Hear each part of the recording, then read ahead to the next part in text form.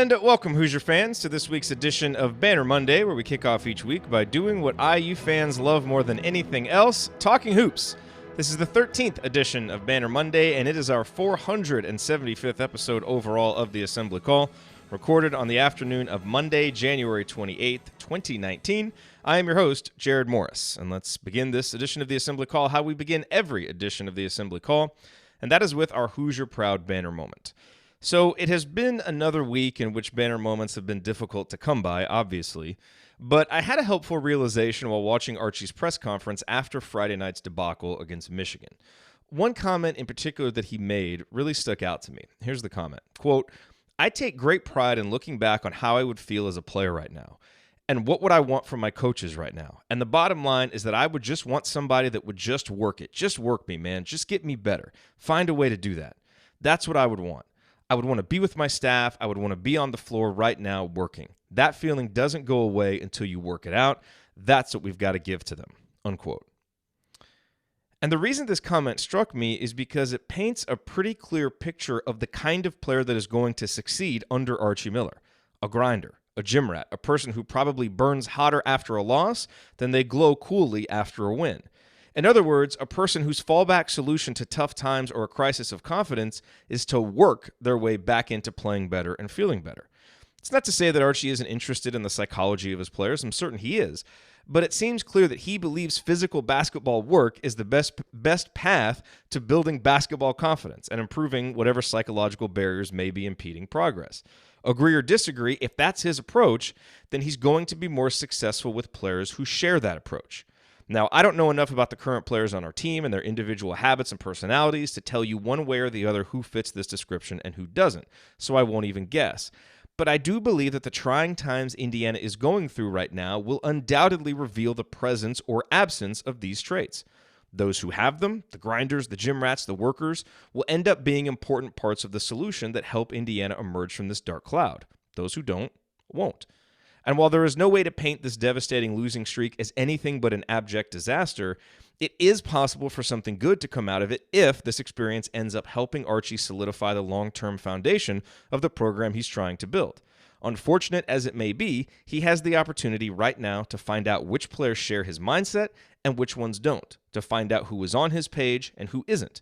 And he has an important opportunity as a young coach to help a team work through a crisis of confidence to try to get a once promising season back on track. Whether he succeeds in doing it or not this season, my hope and expectation is that he will learn important lessons that will make him a better coach moving forward. Even the harshest of Archie's current critics hope that he's the coach at Indiana for a long, long time. Well, the vast majority of them anyway, because that will mean that this month has been nothing but a speed bump on the path towards success.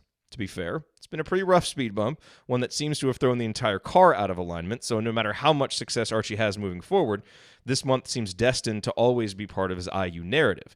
What he and his players learn about each other, and the lessons Archie learns as a young coach, will go a long way toward determining whether that narrative is one with a happy ending after many, many, many chapters, or whether it's a short story that ends long before anyone wants. Trying times are hard to go through, but they sure do teach us a lot about ourselves and others. I look forward to finding out what lessons we learn about this team and this coach, because regardless of what they are lessons that will inform the future direction of Indiana basketball.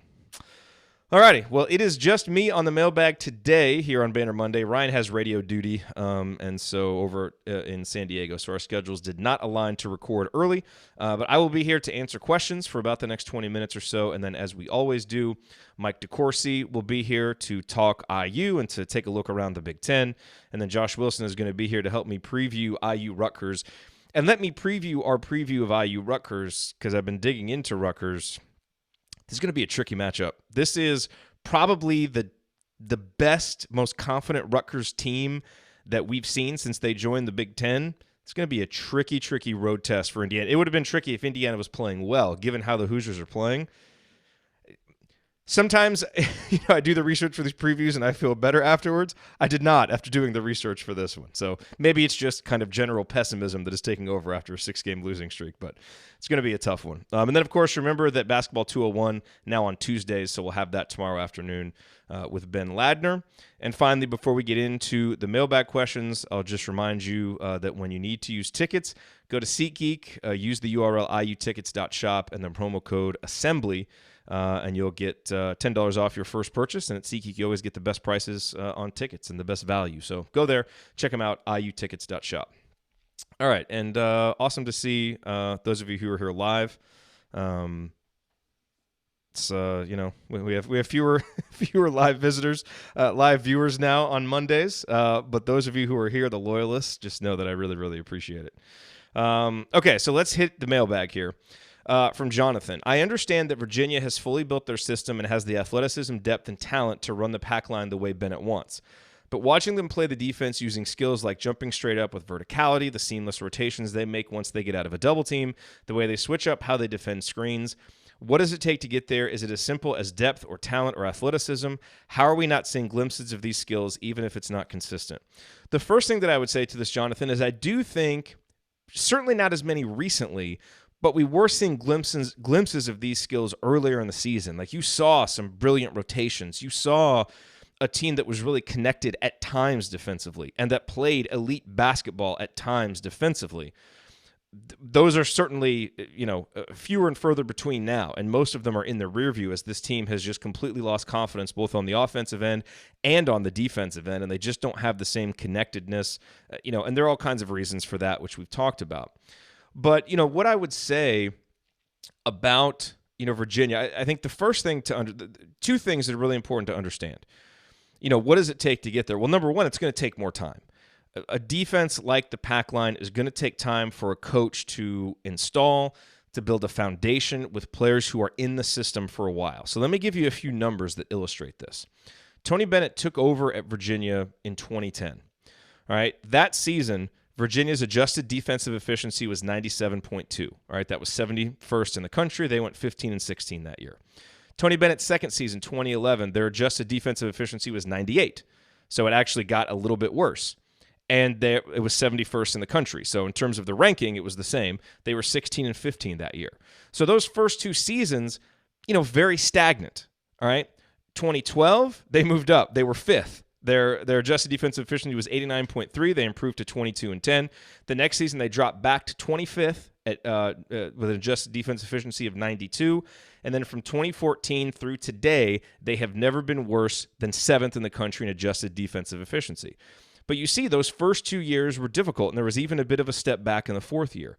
So it does take some time. Look at what Indiana's already done with Archie Miller. He comes in 2018. The adjusted defensive efficiency is 99. That was 65th in the country. And offense, it's easier to score now than it was in 2010. So even though it's a worse, raw number, the ranking is better. And this year, while Indiana's defense has been inconsistent, the adjusted defensive efficiency is 94.4, which is 41st in the country.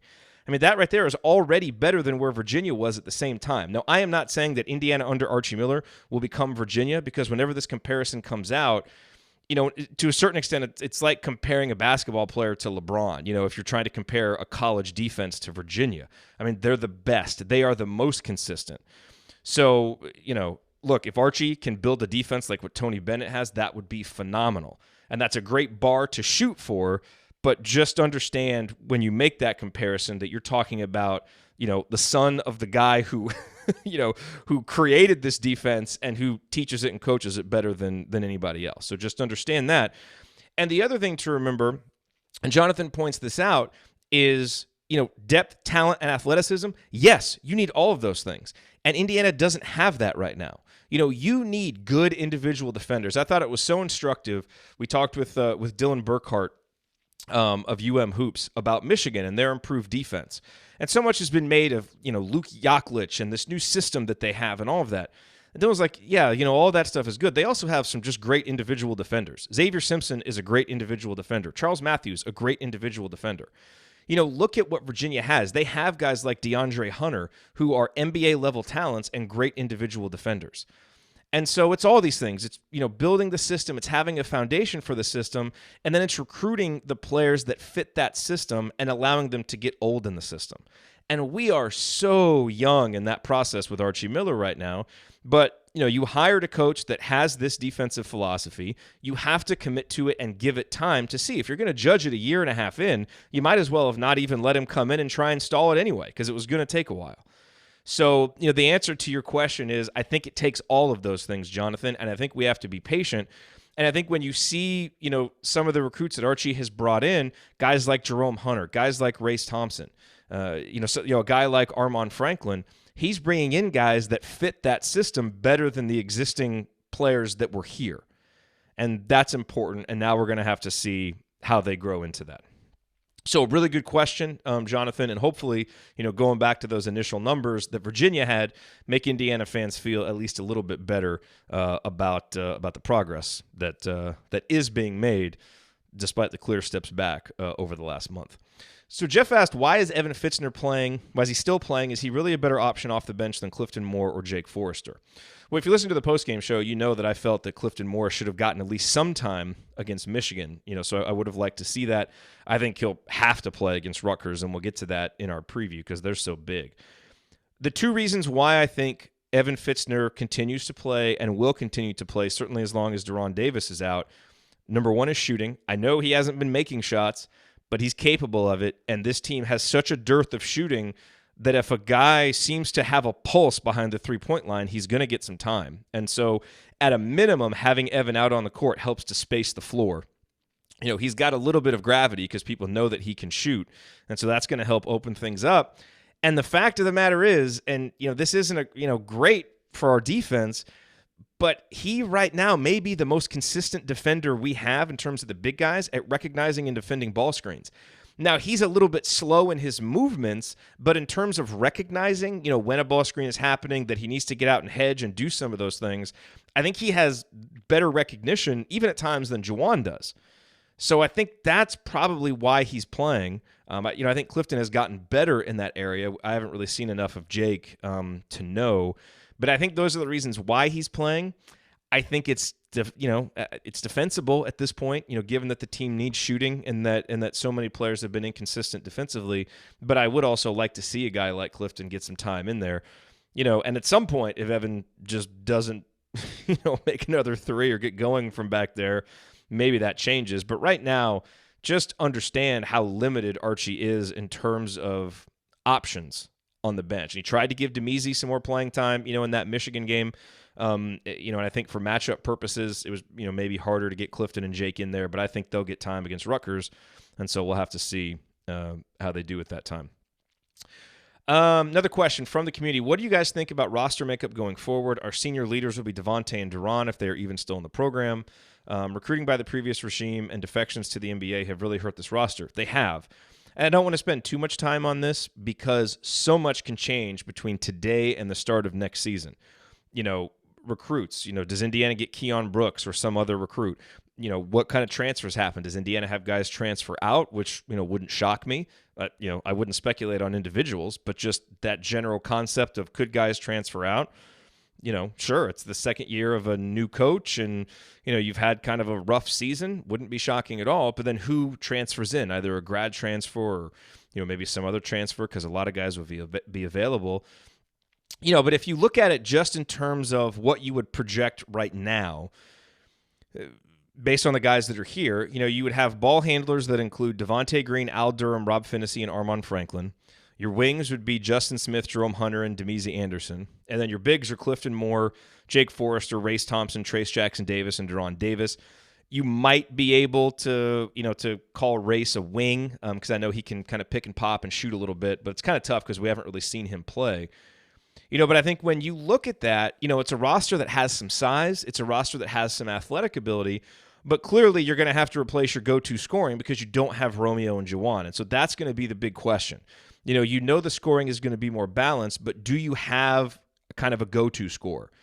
And I think the real linchpin there, if you just look at the roster, as we're talking about right now, would be a guy like Jerome Hunter. Can he be a legit scoring wing, assuming he's healthy, assuming he's ready to play? Can he step into a role like that?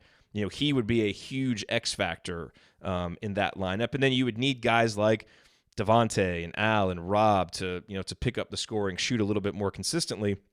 And then Trace Jackson-Davis would have to come in and be able to play a key role right off the bat. And hopefully you can get a guy like De'Ron healthy and get his post-scoring back. But again, it's so early. I mean, some of those guys could transfer out, other guys in, so I don't want to get into it too much, like I said. But, I like a lot of the individual pieces there, and I think it's a team that could coalesce and be much more balanced and thus, kind of less predictable offensively. But you'd also need shooting. You would need Al to become an even better shooter. Armand, Jerome, Demezi, Race, can they add to the shooting of that team? Because we see this year, just how much not having shooting hurts. So it's always kind of interesting to look ahead like that, but there are still so many answers that we have to get before we can accurately project forward. Okay. Let me just make sure, get that window open so I can see when Mike DeCourcy gets here. So a couple questions from Jeffrey. He says, why are we halfway through the season having to address this team's toughness? I would say because we have a lot of individual players who aren't that tough. I don't know that it gets a whole lot more complicated than that. And I think sometimes you can have a collective toughness as a team, and I thought Indiana had that for a time this season. But as the injuries have mounted and guys have had to play more minutes and the chemistry and the cohesion has eroded, that's really a time where, look, you've got to make things up with hustle plays and with toughness, both physical and mental. And I think we've just seen that Indiana isn't filled with a lot of those guys right now. And look, and they just don't have a whole lot of experienced guys that are providing consistent leadership. So you're asking for a lot of freshmen to be doing that. And freshmen typically don't come in with a lot of mental and physical toughness right away. They may have some, but it sometimes takes a little while to develop that or for that to manifest itself. So I think that's why we're having to address this. And I think when you add up all of the factors that have gone into this season, it kind of makes some sense. It's certainly something that Archie seems peeved with and not okay with, and you would have to think that as he recruits and builds the program further, he's not going to want that to be an issue.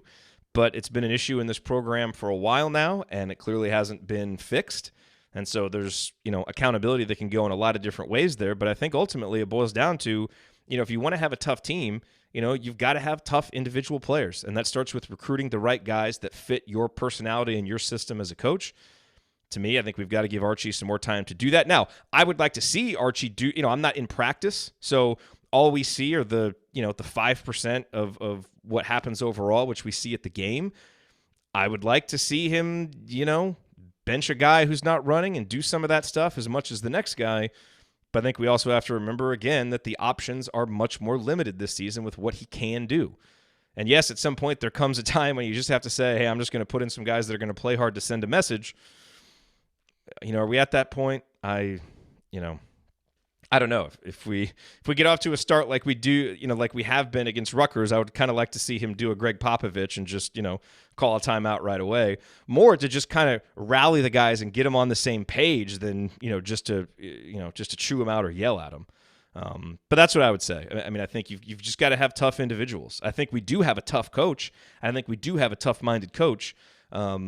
So I'll be a lot more concerned if this is happening in 2.5 years, as opposed to being concerned about it right now. I'm concerned about it right now, but I don't think it necessarily means it'll be that way for the entire time Archie is here. And then another question from Jeffrey. Recently read an article by a sports writer that posited it was not a good thing that IU beat Marquette because it created unrealistic fan expectations for this team. What's your take? My take is that that's ludicrous. Yes, that Marquette win was phenomenal, and maybe it did inflate expectations a little bit. Fine. I mean, that win also is, one of the only things that allows Indiana to, barely grasp an NCAA tournament spot right now. That win and the margin of victory is helping Indiana in the net because it's helping the raw efficiency margin. That win is helping to prop up some of the computer numbers because Marquette is so good. So, yeah, Rob Doster, I think, wrote that. And I get what he's saying.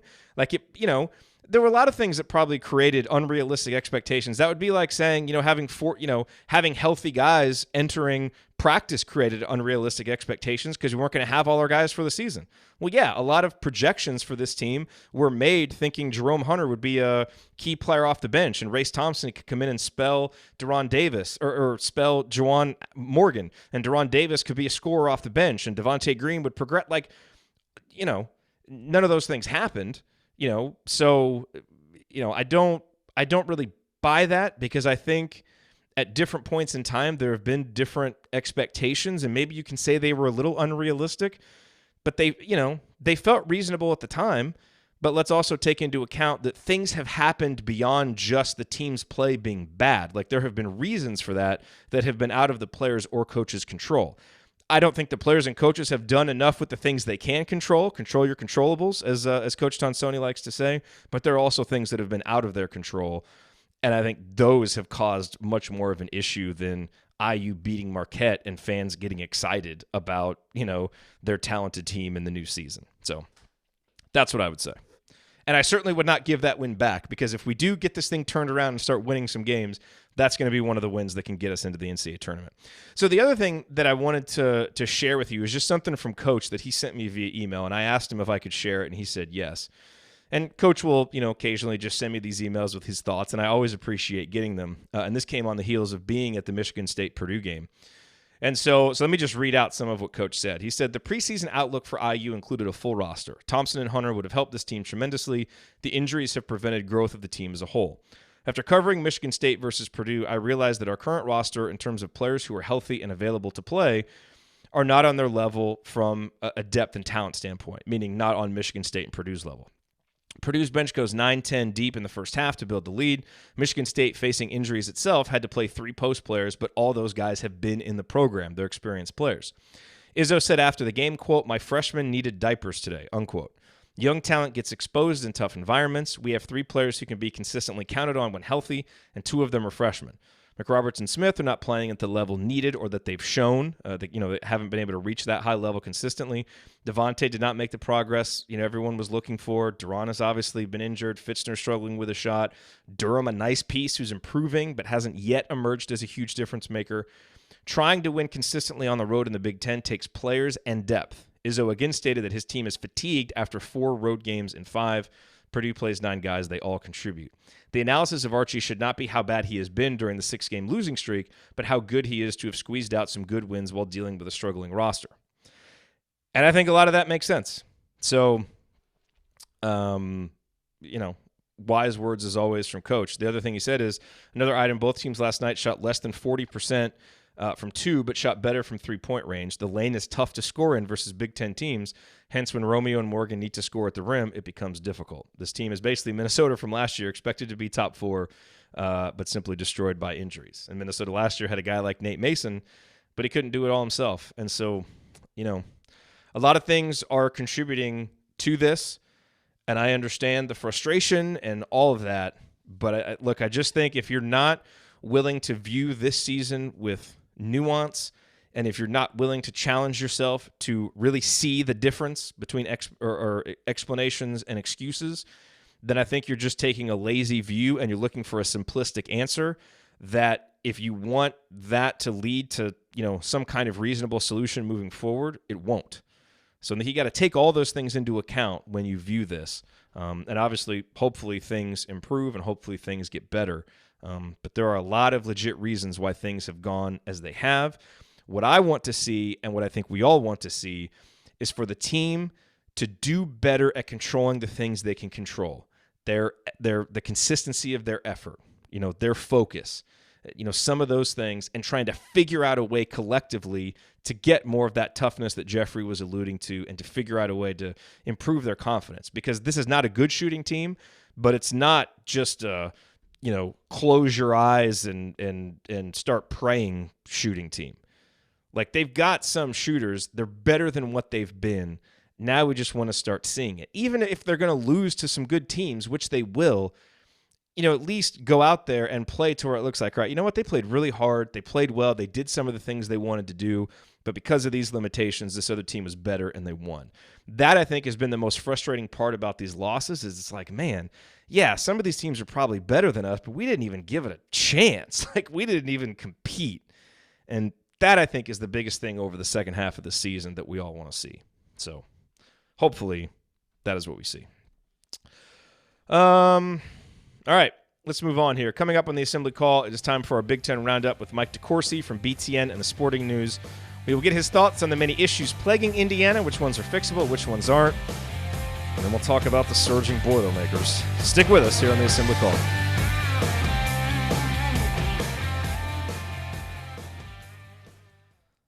All right. Awesome to see you guys live. Josh, I did see your message, and we do have a new live link, so I am going to send this to you via Twitter so that you have it. Sorry about that. I forgot to give you the new one. It expires after a certain period of time.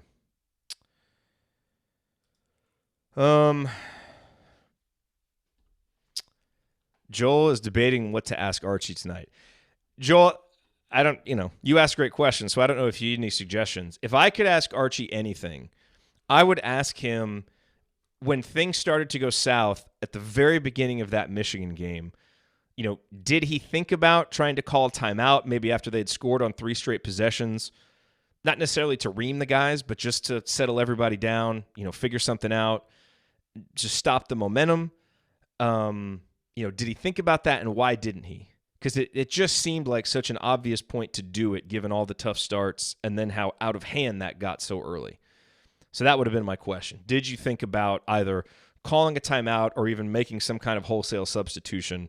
I don't think he really thought about the latter. But I do wonder about just a timeout to settle the guys down. That, it seemed like good timing for it.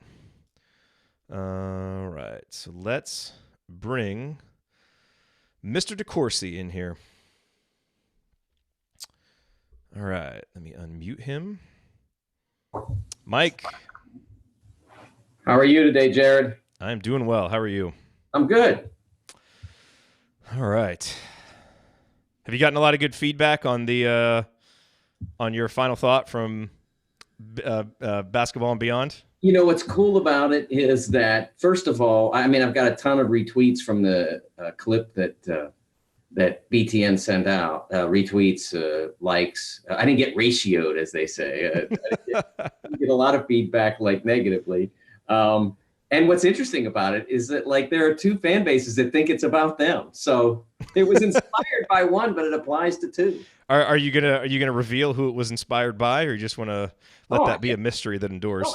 I'll tell. I as a matter of fact, I am Facebook friends with Kent Sterling, and Kent wrote a post about, which was interesting because he had been and does tend to react emotionally to games, and he had been somewhat on the chain, the group that was more that was reacting negatively more immediately, and he has since stepped back, maybe from my influence. I'm going to take credit for it. I don't know. But he has since stepped back, and he started to say that people have to be more rational and patient. And one of his Facebook friends said, no, I'm not going to be. I expect this. And I think in a sense, I think he was not being irrational, impatient, but it came off that way at first. Yeah. And so that made me, and I posted on that link, on that Facebook post that Ken had out there, the story of Kay. And there's some really, I only have 45 seconds on that parting shot, so I didn't get to tell the really cool story. And this is not mine. This is John Feinstein's. It's from his book, The Legends Club, in which he, after that 109-66 loss to Virginia that left them at 11-17, no postseason at 11-17, so that was it for them. Yeah. They went out to dinner. It was, I believe the tournament was in Atlanta. And they went out to, I think there was if I remember correctly, there was a downtown Denny's or something. And they were in a Denny's because there's like, what else is open at that time of night? And they're in Denny's, and it's John and Mike, and I think Mickey, his wife, and I believe Tom Mickle was there, who used to work for the ACC. I can't remember everybody that was seated there. and they gave them all water glasses to start them off, and the menus and all that. And so someone, and I don't know, I think it was Tom, but I'm not sure. I can't, it might even have been John. I don't remember who picked up the glass and said, "Here's to forgetting tonight." And Mike Krzyzewski, always visionary, always understanding there was a tomorrow. He said, "Here's to never forgetting tonight." Remembering where they came from and where they were. And I admire Mike a lot. He's an incredibly bright person. And I got into some Twitter exchanges today with some people who challenged to an extent my position about this, and in the sense that, well, first, I realize I'm comparing someone to the greatest coach of all time. But the point is not that Arch, when he's done here, will be, we'll have 1,100 wins and 5 championships and you'll have double the number of banners. I'm not saying that. But he didn't forget to coach yesterday. Yeah. I mean, he didn't forget how. He won. Look at his record at Dayton and see what he built there. Not that he built it out of nothing. It's a good program. Has been one of the best supported programs in America through their ups and downs. Those people show up. They're great. But he took it from okay to really special. Mm-hmm. And they made the Elite Eight and they made tournaments routinely. And that doesn't happen by accident. And it did, but it also doesn't happen overnight. And right now they are in a very difficult circumstances, partly because there's multiple factors. One is, just externally, not micro, but macro. One is their league is just beastly. Every time we put somebody's next 6 games or whatever on the schedule on BTN, we look at it in the studio and we go, "Oh my God." Well, It doesn't matter who it is, because it doesn't matter who it is. Every team, every game is like, "Oh my gosh." And that's a factor. If you go back a year, I think I said this a week ago, you go back a year, you put this team in a time machine, you go back a year, I still don't think they're great, but they're not hanging on for survival like they are now. Yeah. And the other macro situation is the injuries that have completely transformed what this team is. And I look, teams get hurt and that happens, but that's part of it. I mean, Kansas is, they got a lot of 5-star guys and all that. And they had a grad transfer, Dedrick Lawson, who's an All-American. And so they were ready to be good still, but they're not who they were going to be. I mean, they're going to, I've had people say to me, "Well, a year ago we were still small." And I'm like, "Wait, what? You had Udoka Azubuike in the front, and then you had Silvio De Sousa behind him. You were massive." No, well, we only played one of them at a time. Yeah, but you were massive. If you give this Indiana team one of those guys, and Juwan Morgan goes back to being a stretch 4, how much better are they? Just give us Deron Davis. And that's the point that I've been making. Yeah. Deron Davis's absences. I mean, he's played, I believe, 11 minutes during the losing streak. So he's basically been non-existent. And he was important in a lot of the big wins this year. Just even the loss to Arkansas, when you were really good down there, just didn't pull it off. Yeah. He comes in and has to play almost the whole first half because of Juwan's first 2 fouls. Now, when you take him out, what do? You get even smaller, or you play Evan Fitzner, who unfortunately his transition to the Big Ten level is not gone well. Mm-hmm. No. And you had said to me that you wanted me to break down what's wrong with the team and can it be fixed? Yes. So I went and I looked. Well, okay, but let's wait. Let me get us into it first. Okay. That was a lot of good stuff right there. But let me get us into it, and then we'll get to that. Okay. Okay. Let's start right now. So that wasn't. So we were just talking. That was for the YouTube folks. We got the people watching live, and a lot of people watch the YouTube video. It won't go on the podcast, but it goes to the YouTube folks. Okay, I can repeat all that if you want. Yeah, no, it was good. It was really good. I didn't want to. It's one of I didn't know if I should stop you, but it was so good. I just wanted to let you keep going. All right, here we go.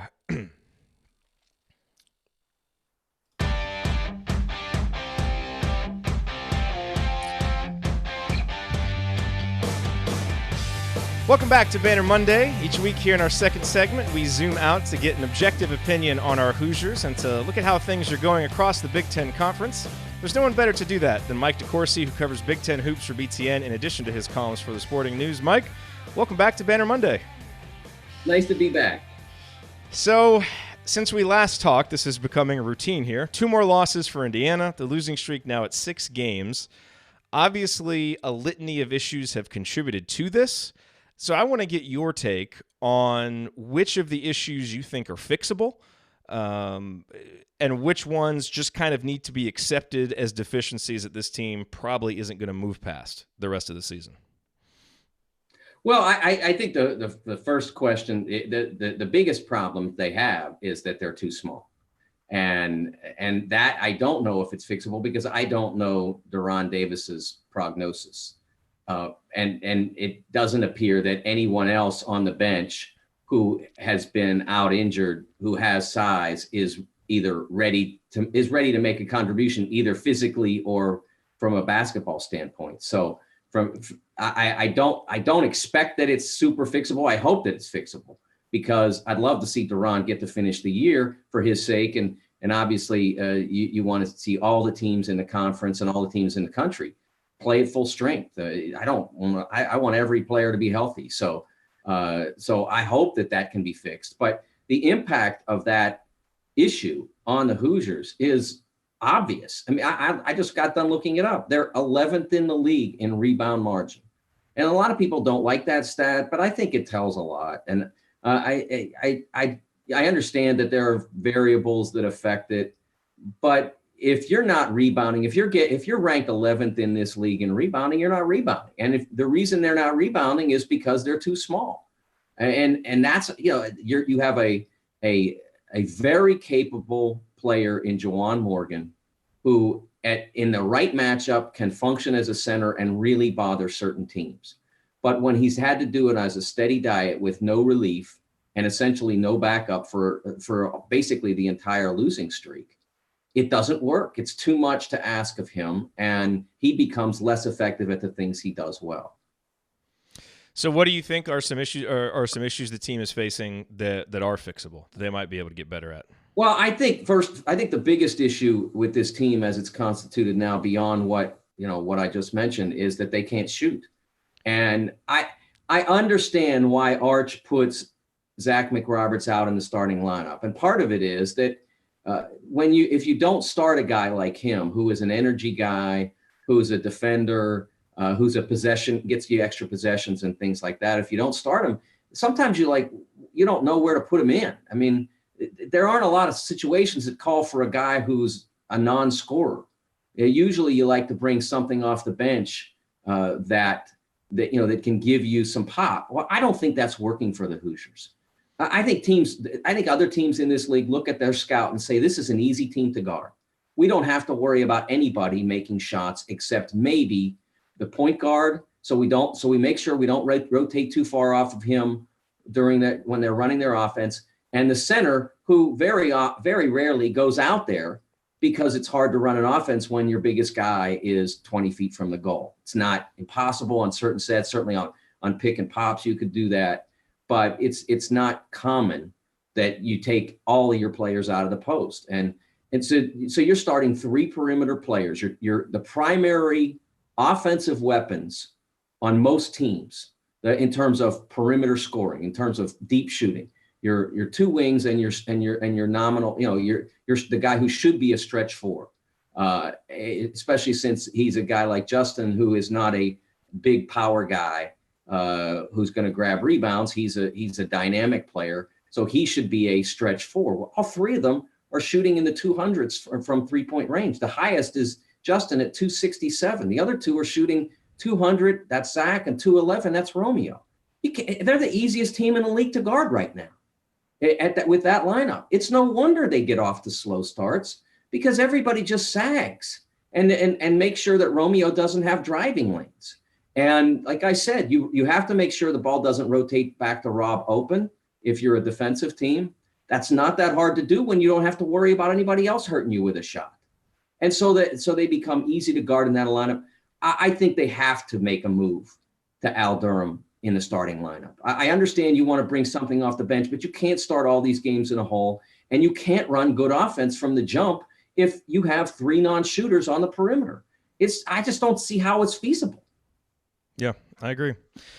I agree. That was that was supposed to be the issues that were fixable. Well, the fix for now is you put Al in the starting lineup, and at least at the start of the game, you have a threat. You put Al in the starting lineup, and then you have a threat that can draw some attention away from Romeo on the opposite side. And if you do that, then Romeo has some opportunity to do what he does, really, literally, as well as anybody in the country. Romeo is as good at driving the basketball and finishing plays as any player in college basketball. There may be the exception of R.J. Barrett, because R.J.'s a little bit better. R.J.'s better at initiating his drives. But in terms of once he gets a spot and he's on the move, there isn't anybody better than Romeo Langford. But Romeo's not getting those lanes now because nobody has to give them to them because nobody's worried about the opposite wing. Yeah. So you did an episode of Big Ten Basketball and Beyond last night, Sunday night, and your parting shot felt like it was spoken directly to IU fans. That's how I took it when I watched it. Will you just kind of rehash what you said? Because I think it's a message I think IU fans have heard.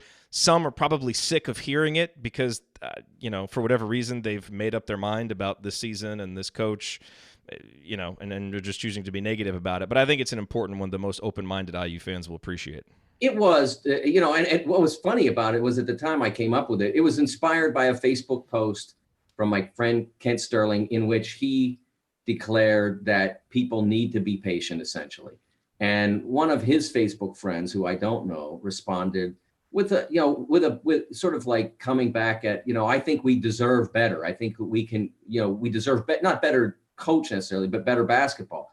And I took it to be maybe a little bit more of a sign of impatience than maybe the person intended.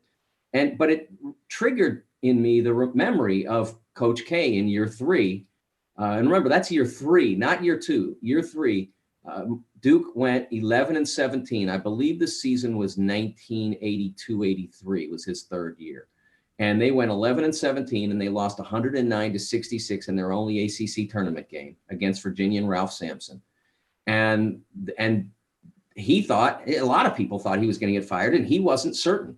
And this is all recounted in John Feinstein's excellent book that I highly recommend called The Legends Club. It's about Valvano, Smith, and Krzyzewski in that period. And he thought there was a possibility he was going to be fired. And he got called into Tom Butters, the athletic director's office. And Tom was the one who had discovered Mike at Army and really believed in him. And of course, Mike had recruited Johnny Dawkins and Jay Billis and Mark Allery. And they were a very highly regarded recruiting class at that point. But I believe they were only sophomores at that juncture of their careers. And they got hammered. And Jay Billis still likes to tell stories about him getting punked by Ralph Sampson and what it was like to guard him.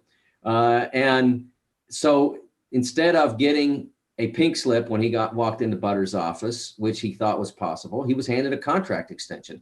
And as I recall it, I don't know whether he broke down in tears at that moment or later did or whatever, but it really moved him that Butters had that much faith in him. And the next year they make the tournament. I think the year after that, they're in the Final Four and this close to winning the national championship. And we know what the history is now. They made, I believe, 7 of 9 Final Fours from between 86 and 94. And he's won 1,000 games, 5 championships and all that. And I'm not promising any of that or all of that, certainly, to Indiana fans. But I'm saying that you don't get to where you want to go in a year and a half. It doesn't happen.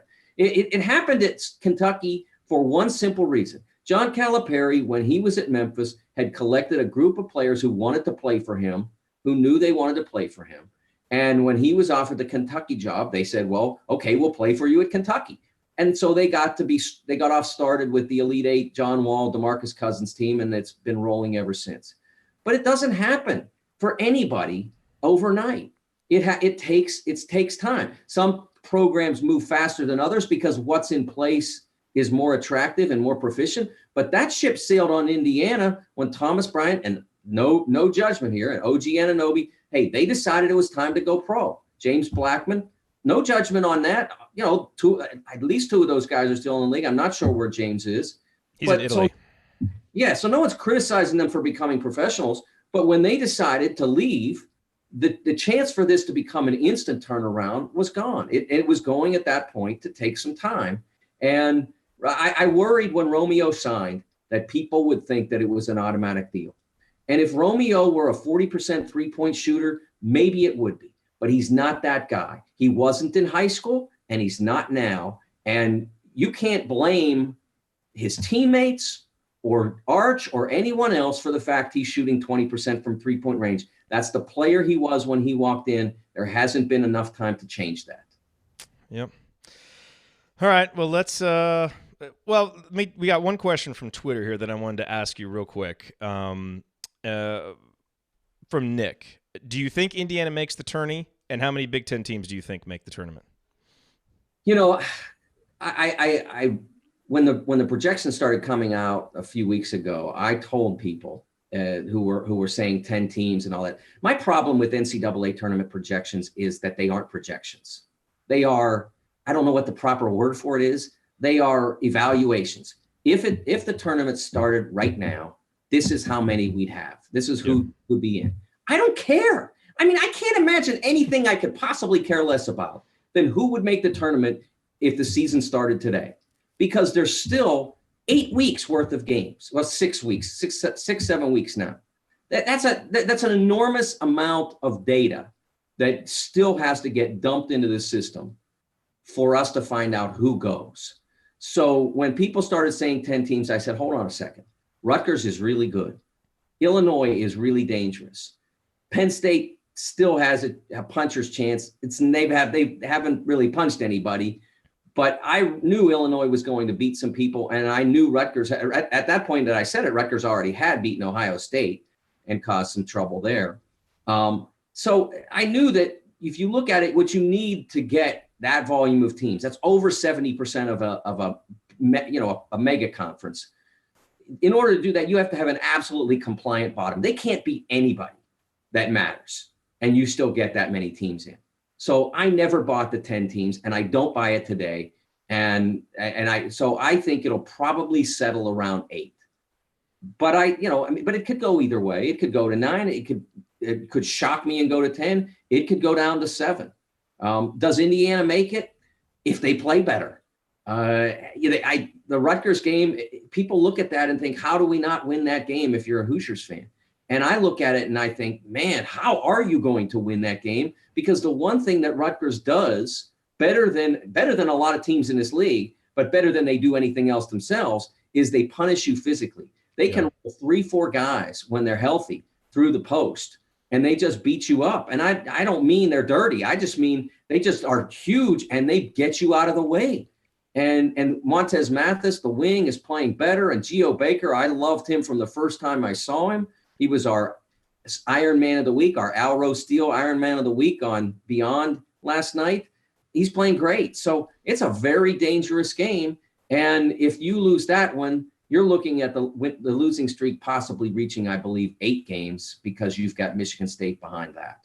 You don't give the Hoosiers much of a chance at Michigan State, huh? I'm saying you're looking at the possibility. I'm not saying it's done, but if you, I know.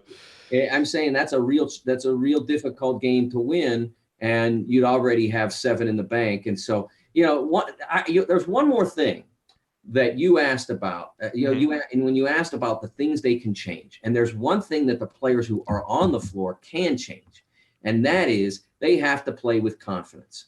Even if they're limited, they have to play with confidence. And that's something they have not done for about probably since Nebraska. I don't know exactly where in the Nebraska game it went off the rails, but the first play of the game. That game was a disaster from the start. Yeah. So it was really the Maryland game after they started out pretty well against Maryland, and then it kind of. But I didn't think they gave up on that game. It was just, they got overrun because Maryland, they were on the road, and maybe they got a little worn down. Again, huge team with Bruno Fernando and Jalen Smith, and they had trouble matching up. But look at that team and what they were doing at that point on the road. So they still have it in them, but they're not getting there with, you watch the first, 5-7 possessions against Michigan, defensive possessions before the first TV timeout. And they're not, that's what it looks like when you play with zero confidence. Mm-hmm. And I understood the reaction going into that timeout. because it was from the crowd, because those 4 minutes were really bad. I was surprised at halftime, because I thought that they recovered a little bit and at least played basketball for the last 12 to 15 minutes. I was a little surprised by the fact that they left the floor and were handled the way that they were. I was surprised at that. But so, that goes into, that's another factor. And what you can do as a fan is, you can be on their side because, believe me, home court advantage means a ton in this league. This is the best attended league in college basketball for at least 25 years running. So when you go to Iowa or you go to Minnesota or you go to Breslin or Mackey, those teams, they're 100% on their fans. The fans are 100% on their team's side. And that's why it's difficult to get a road win in this league. You watch when they go to Rutgers, what the Rutgers fans will be totally energized. Now, they've waited for this for a long time to just be relevant, and they are relevant now. They're not great yet. I'm not even sure I'd describe them as good, but they're relevant now, and their fans will respond that way. Yep. We're going to preview that game here coming up in a few minutes. All right, let's talk a little bit of Big Ten here. We'll start with the power rankings. I have to assume the top three: Michigan, Michigan State in some order, probably Purdue third, and then it's kind of who you got between Wisconsin and Maryland after that, I would think. Well, I'm not sure yet what to think. I mean, this is again goes back to what am I ranking the Big Ten on the Big Ten season, or am I ranking the Big Ten on the season? Because I don't know if I'd still go to Purdue at 3 if we're going all the way back to November 7th. Those 6 losses still count. Yeah. And they weren't bad losses, but the losses still count. So I still look at it as a season ranking. You can look at the Big Ten standings and see what the standings are. So I'm gonna hold out that carrot for Purdue, and I'm gonna keep Maryland in that 3rd spot because the Illinois game was bad. They got handled by a team that, again, I mentioned they were dangerous. They've got a lot of good players. Their record is terrible because they overscheduled monstrously. But they've got good players, and Maryland did not react well to it. Their 3 wings, Morcell, Ayala, and Wiggins, combined for 12 turnovers out of the team's 21. So that was bad. So I'm giving you the reason why I shouldn't rank them number 3, but I'm going to hang on to it for another week and see if they get themselves back. And then I think at that point, Purdue's an easy 4 with the wins they've put up lately. They've played great basketball. And if we were ranking again on current form, they'd be pushing Michigan for number 2 because they've played beautiful basketball. One thing I did want to note, I'm glad Kent and Jamie pointed this out in our chat. Some of the kind of the murmurs after the first time out in the Indiana-Michigan game, I think, was the fans against the team. I think at halftime it was more about the no call right before the half ended, and that's where you saw Archie really mad. I think the fans at that point, I think it was more about the call than the team there. And please, my apologies for that. I was on my way to Chicago and my flight was delayed, so I had to watch on my phone, and I did not see who it was directed at. So I apologize to the fans of Assembly Hall. I'm serious. I don't want anybody to think that I'm judging them harshly. Legit. That was what it came over to me. And because they had done it into halftime, into the first time out. And again, I didn't have a problem with that because the only thing I ever really criticize, I mean, I will analyze and say, guys shooting 20%. The only thing I ever really criticize a player for is lack of effort or lack of attention. Those are the only 2 things as an analyst I ever really criticize a player for. And they were lacking both in those first 4 minutes before that timeout. And to be fair, there was still plenty of lingering frustration at halftime. I host a halftime report. A lot of people were in the chat. There was still some lingering frustration, but the boos are probably for the refs. That's not a problem. Going in the chat and saying, we stink or we're mad or whatever, that's fine. Yeah, yell about it to each other and then support the team against their rivals. All right, so we have gone way over on time. So I want to be respectful of your time, but let me ask you. Don't worry about me. Well, let me just get one more question in, just in terms of kind of around the Big Ten. What should we, who kind of caught your eye, and what should we be looking forward to here this week? Well, I mentioned Rutgers. That was their first ever week sweep of in Big Ten, I believe, and I believe that was their first back-to-back wins. And so, Geo Baker played really well. Montez Mathis had played well in the first of the 2 wins. Gio played great on the weekend in the Penn State game. So that certainly caught my eye. You know, I thought that that at Purdue, Klein, he was fantastic. He was. I still can't figure out how he does it. I mean, he has a shot that looks like, and it's not an ugly shot, but where he brings it from, how do you repeat that action and make it so accurate? It's just amazing. It's you know, Reggie Miller's was weird looking, but it was a high release, so it didn't go far. But Zach's goes so far past his. Klein's goes so far past his ear and everything. It's just amazing that he is able to do that. And it's a knuckleball when it comes off. It's crazy.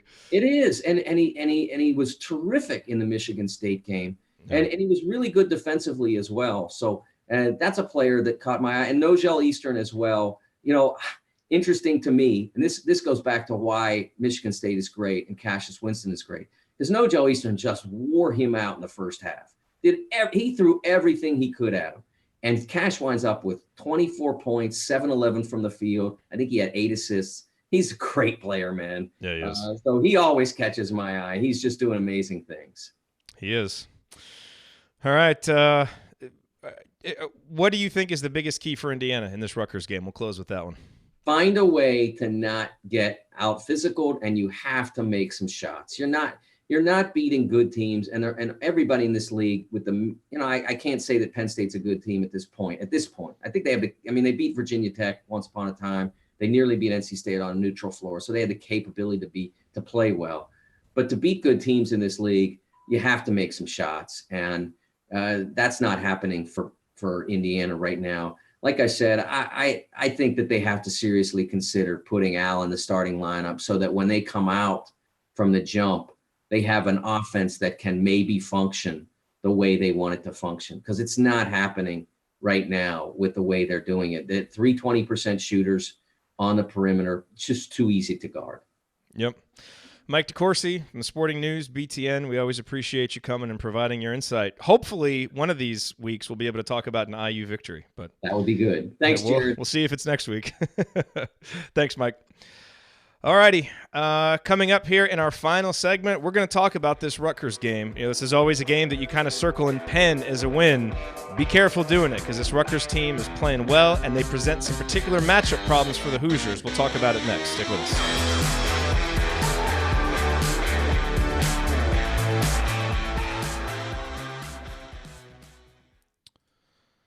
All right. Good stuff. Always good stuff from Mike DeCourcy. Always good stuff. Okay, well, now that we've got everybody really psyched up for this Rutgers game, let's bring Josh in here. All right. What's up, Josh? Jerod, how are you? I'm doing well. You hear me okay? Yeah, you're coming through okay. Good. All right, so let's hop in and break this down here. I think we're both kind of on the same page with this one. Yeah. Unfortunately. Okay, here we go.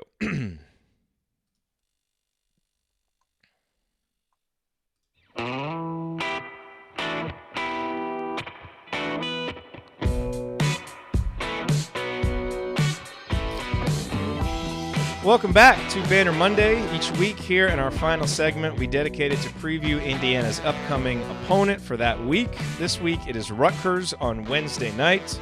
Here, as usual, to preview that game, Josh Wilson from the Inside Out Pod. Josh, you and I have done this now 2 weeks in a row. We previewed the Nebraska game, got Indiana fans feeling really good about it, and how, Indiana was going to be able to come home and get a win. The Hoosiers totally fell flat. Then last week we did it for the Northwestern game, and we kind of, built it up and talked about some reasons why Indiana can go out there and get a win. The Hoosiers even started off that game well. Obviously, we know what happened. So today, let's try a little bit of a different tact here. And actually, there's not really any strategy here, but I can already tell just from my looking at it and some comments that you made in the chat, neither one of us is feeling particularly optimistic about this Rutgers game. So maybe we'll do a reverse jinx and Indiana will outperform what we give them credit for in the preview. Let's hope, because I don't think this is going to be a real optimistic preview. Yeah, not feeling well. I've thought about it for a few days, and I don't, just with the way they've played, it's going to be tough until they prove us otherwise. Yeah, and so there's two things that I think are important to separate out here. One is Indiana. And, when you've lost 6 in a row, your offense is struggling, you have no confidence. I mean, that is not a way to go into any Big Ten road game. So, pretty much any team, even if Indiana was going to play Penn State again, I think all Indiana fans would be feeling a little pensive about it because it's like, man, I don't even, the way we're playing, can we beat anybody? The answer is no. Like, Indiana's going to have to play better. But the thing with this game, when I started looking at Rutgers, I'd heard they'd won a couple games and all this, but I started looking into them, and they really are going to present some specific challenges for Indiana. And some of the ones that really jumped out to me are, they're really tall. They're 6th in the country in average height. They've got, a guy who's 7 foot, 6'10", 6'10", 6'9", 6'7". All of those guys play 35% or more of minutes, so they're constantly rotating in big guys. They're deep. They're 20th in the country in bench minutes. Now, they're not deep with great players, but they're just deep. Like, they've got a lot of guys who can come in and play and be fresh. That's not good, considering Indiana's not very deep and doesn't play a lot of guys. They are inexperienced, but they're starting to kind of build some confidence. And, I thought I was reading up on their win over Penn State, an article that Jerry Carino of the Asbury Park Press wrote, and he said after their most recent game, unlike the raucous celebration after Ohio State or Seton Hall last year that presaged subsequent multi-game flops, Rutgers handled Monday's win in business-like button-down fashion. It's a surefire sign of maturity and reason to believe Rutgers will show up ready to play against Indiana. Geo Baker, their guard, echoed that comment. He said, after the Northwestern loss, we came together as a team. We had a players-only deep discussion, calling each other out. It's really paying off. Guys are showing how bad we really want it. So, I think Rutgers would be an interesting challenge anytime for Indiana to play them, but it also seems like from a timing perspective, you're kind of catching them at a time when they're feeling particularly good. So there's some other reasons, but some of those kind of top-line reasons, it's a concerning matchup for the Hoosiers on Wednesday. Yeah, Rutgers is kind of playing the way you'd wish Indiana would play. I watched them play Nebraska at home, and just the way they came out and the intensity and the fire that they played with and just the passion is really kind of what I expected to see out of Indiana when they played Michigan. And of course, that was the exact opposite of what happened. But these guys come to fight. I mean, like you said, they're real deep. They've got 10 guys that average double figures in minutes. They only have 2 guys that score double figures, but there's a lot of contributions across the board. So their depth and size is probably going to wear Indiana out. Indiana's going to have to make it a track meet to even have a shot in this game, and I don't know that they can do that. Yeah, I mean, that's the one area where Rutgers is really bad, and it's the counter of their offensive rebounding, because they're a really good offensive rebounding team. They are awful in transition defense. And when I say awful, I mean they are in the first percentile. They're the worst in the country in transition defense. They give up 1.196 points per possession in transition. They're pretty good as a half-court defensive team, but they are terrible in transition. As we've talked about many times on this show, transition offense has been something that Indiana wanted to be good at, but they haven't been good at. It is really hard to see a path to victory for Indiana in this one that does not involve, number one, you got to clean up the defensive glass. Obviously, you got to get those rebounds, and then you have got to push the ball, because Indiana's half-court offense has been bogged down, and that is the way that you attack Rutgers. So, that's just something that's going to absolutely have to change for Indiana to have a chance in this one.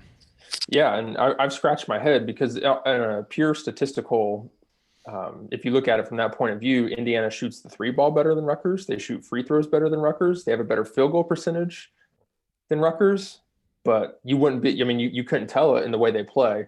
Yeah. So yeah, it's going to be. They have to get out and get easy shots. They have to get Romeo going early. I'm going to be intrigued, like DeCourcy said, if Al is in the starting lineup over McRoberts. I think you have to make a change to get a spark. But I mean, you're going to have to get out on these guys early because they're going to be ready to play. And there's a little momentum in Piscataway right now, or East Rutherford, or whatever half of the campus. For the first time ever since Rutgers has been in the Big Ten, really, there is a little bit of momentum there. Yeah, and it's scary. And Rutgers is always kind of like the Penn State. You never feel good about a road game there, just because that's always like a lullaby game, as you call it. There's not much emotion from Indiana for whatever reason. So we'll see how they come out and play. Yeah, the other thing you look at, I think, for Indiana to win, they're going to have to a certain extent, kind of follow the formula that Northwestern followed, and Northwestern is the most recent team to beat them 3 games ago. It's going to be really hard to make a high percentage of your twos against that much size, especially given the fact that the guys Indiana, for the most part, that shoot twos for Indiana, 6'7" Juwan Morgan, 6'4", 6'5", Romeo Langford, you're going to be going up against guys that are 4, 5, 6 inches taller. So Northwestern was 12 for 21 on twos, but they were 9 of 22 from deep. They're 14 of 17 from the line. Both of those have been Achilles' heels, but I think that's part of how you beat this Rutgers team. You get out in transition, you make some threes, and you make your free throws. So Indiana's really going to have to do some of those things that they haven't been doing. Northwestern also held Rutgers to an offensive rebounding percentage of 20%, which is well below their season average. So you got to do that. And then, Geo Baker, you want to make him inefficient. He was 4 of 14 from the field, 1 of 5 from deep. Usually when Rutgers wins, he makes 2 or 3 threes. When they lose, it's 1 or 0 3-pointers. So whoever is guarding him is, and he's a tall guy. I mean, he's 6'4". All their guys are tall, so it's going to be interesting, for Rob Finney, who's a little bit shorter. He's got to make sure that he's able to really beat guys to spots, because he's probably not going to be able to, to block any shots or challenge shots as well as you'd want him to. But they're, Baker and the other guard, Montez Mathis, I think is his name. They run a lot of offense through those guys. They're big, like they have big guys, but they don't really post up very well. They're more like go get offensive rebounds, do some of those things. A lot of the scoring comes from the backcourt. So you've got to make those guys inefficient as well. And as we saw in the Michigan game, Indiana did not at all do a good job of defending wings and the backcourt guys. They're going to have to do a much better job of that. I mean, comparing it to how Indiana played recently, they just have to do better in all phases of the game. So trying to pick apart areas where Indiana hasn't been good that they need to improve in, everything. Are there any other places that you see, like if Indiana comes out and plays just reasonably well with, like all the stuff, like they got to be focused, they got to play hard, all that stuff. Are there any other areas that you see that Indiana has an advantage in this game? Not really. I mean, outside of the shooting, which I don't know how that can make you feel good as an IU fan right now that they shoot the ball better in Rutgers. I mean, this is going to be like a 6 o'clock tip for a JV game on a Friday night, between Class A schools in the state of Indiana. I mean, it's going to be ugly. I mean, unless somebody gets hot. So, and that very well may happen. The Hoosiers have actually had some good shooting performances in that gym. You think Yogi Ferrell or Colin Hartman, the 2016 season. So, I mean, it's very, very plausible. And I've never been to the rack, as they call it, but just from the makeup, from seeing it on TV, it looks like it'd be a good shooter's gym. But, I mean, they're going to have to shoot the ball well, and they're going to have to be able to score with pace and, quickly, because if this defense gets set, they have no advantages on in a size, point of view. And there's no way that they can attack the paint relentlessly against this team, because they're going to get their shots blocked, and it's going to be very tough for them to score in a set piece. And the nice thing is, I mean, look, we're really talking to Rutgers here, and it sounds like they're Michigan State. They're not. They're really bad offensively, and so the one thing is they're not going to be able to run away and hide from Indiana. And I think Indiana has a chance to be able to build some defensive confidence in this game. Indiana should be able to string together periods of stops against this Rutgers team, as they've done even against good offenses. They're just going to have to score when they do it. The other thing that we don't know that could change things, I read you that quote from Geo Baker about how they had that players-only meeting and it kind of got them turned around. And you said they've been playing with fire, and you read about them the last couple games, and it's like they've got this newfound fire and toughness and energy. I saw Evan Fitzner posted something on Instagram earlier this week. It was like a picture of all the players, like with their hands up in a huddle. And, something like, we're all we've got, or something like that, and like Juwan Morgan liked it or commented on it, and Drawn Davis liked it. Like, who knows? Like maybe if something in these last few days have gotten the team to rally together and they just come out with a spirited effort. Indiana is not deeper or bigger, but they still overall have more talent, because Juwan Morgan and Romeo Langford are by far better than any individual player that Rutgers has. So if other guys can step up, make some shots, you've got energy, guys like, Fitzner and Clifton Moore, because I bet, the big guys are going to have to play more in this game just because of Rutgers' size. If those guys come in and give you some energy and, you're diving on the floor for loose balls, that's the way that, if Indiana can neutralize that part of what Rutgers has been doing and you just make it a man-for-man game, even though they're bigger, I still think we have better players. But we've got to get to the point where it's, all that other stuff is at least even. We're not giving up in the hustle and giving up and all that stuff. And that's what we don't know. I keep hoping for that game where we come out and it's like, there it is. Now this team is fighting. This team is playing together. And sometimes it takes a meeting like what Geo Baker said, so good for them for being able to do that. Where's ours? Right. Because we need that spark as a team. Yeah, and I've been on both sides of the fence, from a fan perspective, at this point, talk is cheap. You're not all you have. The way that crowd was in Assembly Hall against Michigan, that place was fired up. That was vintage Assembly Hall. It really was. And they did everything they could just to get that team off its behind. But, from a former player perspective, you have one of those meetings. Look, we are all that we have. Now let's go out. Let's play like it. We're not losing. Like Jawan or whoever it is, we are not going to lose this way. I'm not going to let us lose, because he is that type of player and he can have those type of performances. He did it last year. Somebody's got to go out and grab somebody by the shirt and say, hey, we're not going this way. So it's follow my lead and we're going. So we'll see. Yeah, a couple of the numbers I wanted to mention real quick. Rutgers is 35th overall in the country in adjusted defensive efficiency, so they're strong defensively. They're 12th overall in conference play, but that number's a little misleading because they had some really bad games against Michigan State, Purdue, I think Minnesota, that kind of drove the overall number up. But they gave up less than 1 point per possession to Northwestern, Nebraska, and Penn State, all the teams whose offenses are a little bit more similar to Indiana's right now in terms of numbers. So that's probably more comparable to what Indiana will do than what Michigan State and Purdue did, who have elite offenses right now. And then from an offensive perspective, they're 214th overall in adjusted offensive efficiency. They're 29th in offensive rebounding percentage. It's the one thing they do well. They're sub 200 in effective field goal percentage, turnover percentage, free throw rate, all the stuff that you mentioned, Josh. And the thing to remember about Baker, he plays a lot of minutes. He's going to use a lot of possessions. He shoots 36% from 3 and 36% from 2. So Indiana's been, we know the pack line at times will give up some open looks, because of overhelping. I think you've got to run him off the three-point line. Make him a driver, make him drive and try to pull up mid-range, or or at least try to score down low. Even if he's able to drive in and score, he hasn't been great at converting. You'd rather have him shooting a decent percentage, from 2 than just filling up and getting hot from 3-point range. So I think how Indiana guards him will also be interesting to see.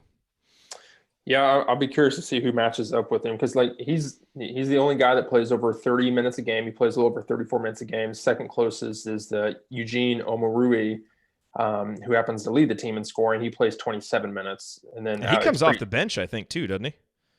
I can't remember if he starts or if the that Dorson. Dorson's their 7-footer. I can't remember if he starts or the Eugene starts, but they're both big dudes. I mean, they're not like skinny like Clifton Moore. They're pretty well built. So yeah. And then I have here in my notes that kind of a player to watch is Peter Kiss. In the game that I watched them beat Nebraska, he reminded me so much of Will Sheehy. So hopefully he doesn't tick me off in a couple nights. Oh boy. But yeah, he seemed like that type of player. So look, it's a huge spot for Indiana. You don't need us to tell you how important this game is, but I would just caution you about looking at it and saying, oh, this is Rutgers, and thinking this is some kind of automatic victory and Indiana should walk in there and get right. Like, this is going to be a tough win. If Indiana grinds out a 1-point win at Rutgers, it's awesome. Any win right now when you've lost 6 in a row is good, but Rutgers is playing pretty well, and they're a really tough matchup for the guys Indiana has available. So it's going to be impressive if Indiana goes in there and gets a win. And I think it's the kind of thing that could give them confidence, propel them forward, and just something good to happen. Because, no, they're probably not going to win at Michigan State. So you really, really got to get this victory. It's obviously possible, Indiana can go do it. But my gut feeling right now is I'm feeling kind of pessimistic about it. I'll talk myself into it by Wednesday. But with the sobriety of a couple days before that game, just being totally honest, this is a tough one.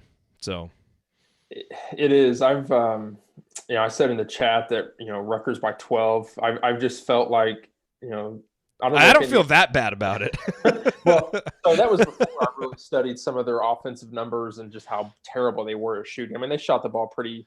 From what I watched against Nebraska, they seemed to shoot the ball pretty well. But when you're playing at home, you got the crowd behind you, that the adrenaline kicks in. So will it be double digits? Geez, I hope not. That would be the low of low for Indiana this year, I would think. But I mean, until Indiana comes out and shows us some just anything, any signs of life, I don't feel comfortable in saying I just don't think they can win right now. And until they prove otherwise, I want them to prove me wrong. So, but I wouldn't be shocked, if Rutgers comes out hot and then Indiana. Look, there's probably going to be a moment in this game. It's all right, put up or shut up. Is Indiana going to respond to a punch in the mouth, or are they going to fold? And we're going to find that out because it's probably going to happen. So we'll see what this team's talked about over the past couple of days. All right, it's a good note to end on. What do you have going on the Inside Out pod that people should go listen to? Yeah, the last episode I did was Saturday before I went over to check out Coach Tonsoni and his Western Panthers absolutely wreck Twin Lakes. So that was a great basketball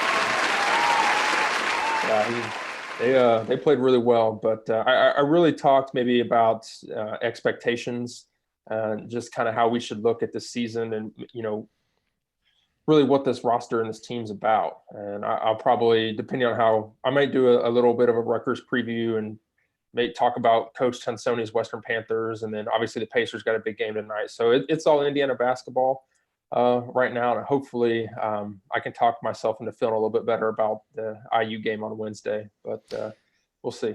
Hey, the best part about this preview, again, is we've spent the last two talking about why Indiana would win, and this one we have no confidence. So if Indiana follows suit, they'll win by 15, and we'll be like, oh, all right, another preview that we need to go delete from the archives because it was terrible. Yeah. But that's how we see it right now. This is our best guess. Now we'll get to go actually watch the game and see how the Hoosiers do, and hopefully they prove us wrong. All righty, that is going to do it for us on this week's edition of Banner Monday. If you want to see us do the show live and be part of the live chat, join us at assemblycall.com on Monday afternoons for the live broadcast of our Banner Monday recording. You can always subscribe to our podcast by searching for Assembly Call wherever you listen to podcasts. And remember to go to assemblycall.com or text IU to 66866 to join our free email newsletter, which will make you a smarter and more well-informed IU basketball fan. Thank you for listening. We will talk to you Wednesday night after IU Rutgers. Until then, keep your elbows in and your eyes on the rim. And go Hoosiers. Thank everybody for coming out. All right, I got to get out of here, folks. Thank you. Okay. Good stuff. That was a real uplifting segment that we did there. Real uplifting. Hopefully we don't have to do that ever again. I don't know. What you said is totally right. It's like they're not going to lose the rest of their games all year, but just based on what we've seen, it's hard to see them beating anybody until you see it, Like I still, that team from November and December has got to be in there somewhere, at least a little bit. It's like I believe in them, but man, it's just hard to see until you see it again. I remember being at the Louisville game, and Louisville's a good basketball team, obviously. What they did on the road at North Carolina, and this team can play. I think they're just in a mental funk right now, and they need a win. And Fitzner and Demezi need to see a shot go through the hoop badly. Yeah, because it only takes one. As a shooter, it really does. It does go down, and it's like, oh, I feel better, and then it's. Mm-hmm. We missed Jerod a lot, too. Even just the 10, 12 minutes he was giving us earlier in the year, that was really big to just help Juwan out. Plus, he can score. Mm-hmm. It's something that you feel good that you can do. It's not even having that as hurt. Whatever. Yeah. I wish Juwan would play the 4. Obviously, we're in kind of dire straits here, but maybe Archie play Clifton Moore a little bit more and try to move Juwan over to where he's probably got more of a size, a level playing field and can really exploit his defender with his footwork and things like that. But unfortunately, the roster is not at that point. No, that's the thing. Every time you look, oh, Archie should do this. It's like, well, it's really not that great of an option. It's so. All right. Well, thanks for coming on, man. I appreciate it. Thank you to everybody for being here. We'll have a banner morning tomorrow and then post-game show after the Rutgers game. Hopefully it's a good one. Rutgers is Wednesday, right? Yeah, Rutgers is Wednesday. Okay. That's what I thought. Yes, it is. All right, everybody. Talk to you later. Josh, I'll see you in the chat on Wednesday night. See you there. Have a good one. And on Twitter until then. Yes, absolutely. Keeping everybody, rational. Yeah, you have to. You have to. All right. See you, everybody.